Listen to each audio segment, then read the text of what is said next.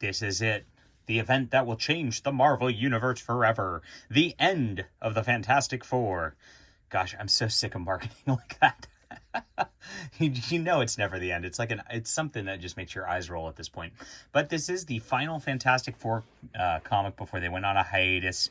This is when Marvel actually dumped Fantastic Four because they knew Sony had the movie rights for it. So they're like, we're not making comic books.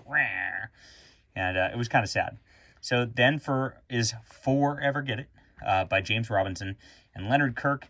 It's been an okay run so far. This is volume 4, and it lasted for about 18 issues. They actually renumbered it for the end of this just to make it for collector's items, I guess. Instead of 15 through 18, it's going to be 642 through 645. Another gimmick that just drives me crazy. All right, so where we left off was the family's kind of getting back together, working on things. There is a evil villain who basically has resurrected Franklin Richards, the young boy's like little pocket universe that was for Onslaught or whatever. Created these like shells of people through that by manipulating Franklin. Created aliens that are going out and killing everybody by manipulating them too. And there's these like fake superheroes out there who are fake Avengers fighting the Avengers and all that. It's a bit of a like, if you start to think about it, but it's okay. There's a lot of action. I kind of like that. Now, one thing I've noticed here is Leonard Kirk, whose art I usually really like, really made Sue Richards look like an old guy. I mean, not here, obviously, but very old. It's kind of odd choice in that right there. But here's the villain. He calls himself the Quiet Man. He's claimed he's been there all along. And the Fantastic Four are getting together, and he's actually spilling his beans Bond-wise, like villain style, to Reed Richards. There's this whole thing going on. The Future Foundation kids are all kind of out now. All the things are starting to unravel because this was set up like it was all broken down for a while. A pretty neat reappearance of Sleepwalker in this also. You see, like, this is actually a major Marvel event where, like, these creatures are actually fighting all over the world. So we see actually a lot of Marvel characters through here. They made this into a giant event, even though it's not labeled an event. Well, eventually they go into this pocket universe, and it turns out Psycho Man, and a classic Fantastic Four villain, has kind of flipped the script on the guy who's trying to run all this. And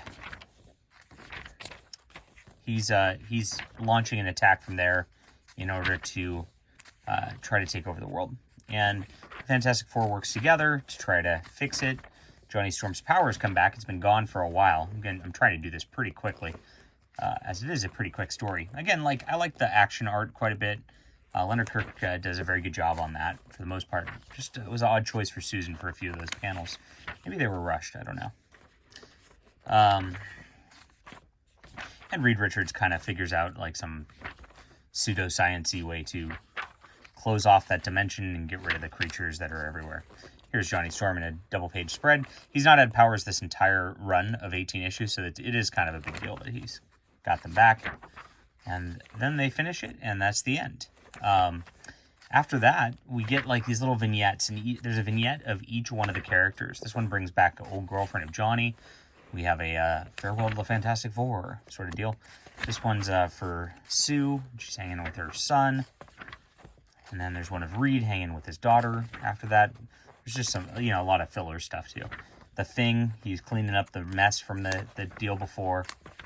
And it's cute. All these vignettes of each of the characters are pretty cute. There's also a Marvel 75th anniversary celebration special story. And it does like a where were you when Kennedy was shot, but where were you when the Fantastic Four got shot into space and got their powers. And it goes over all the major characters in the Marvel Universe and where were they through this. It's so pretty cute. It actually gets Millie the Model in there. Millie the Model's a character that didn't get talked about very much. So I was very happy to see that. And it ends trying to promote Kamala Khan, which is kind of annoying because she wasn't really there. But, oh well. All right. Overall, I liked the story quite a bit. So I thought this was fun. I thought this was a good way to end this arc.